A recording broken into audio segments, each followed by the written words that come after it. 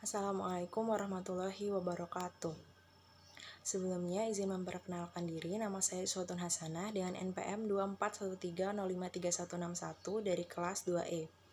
Jadi di sini saya telah menyelesaikan tugas pertama saya dalam membaca buku Filsafat Politik karya Henry J. Smaats, yang di dalam bukunya menjelaskan bahwa politik berasal dari bahasa Yunani yaitu polis, yang artinya negara atau kota, yang dimana artinya sejak awal politik itu sudah berkaitan erat dengan lingkungan masyarakat dari suatu wilayah.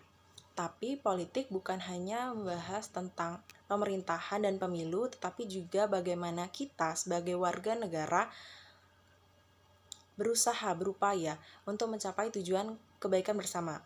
Yang hal ini juga berkaitan erat dengan diskusi, pengambilan keputusan, dan tindakan nyata untuk bagaimana caranya kita mencapai tujuan kebaikan bersama tadi.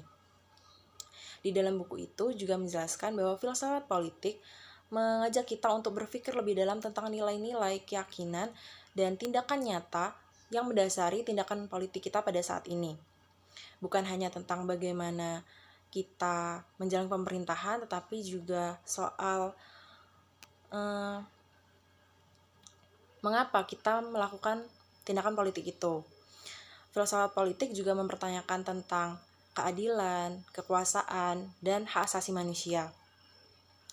Di dalam bukunya, Henry menelusuri perjalanan panjang perkembangan filsafat politik mulai dari zaman Yunani kuno hingga era modern saat ini.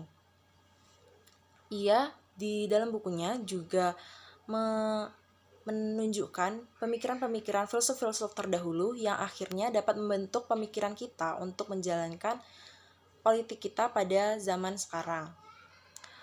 Kemudian, Henry juga mengajak kita untuk memahami dasar-dasar konsep politik dan filsafat politik dan memberikan gambaran sejarah panjang tentang sejarah dan pemikiran-pemikiran yang sangat penting tadi.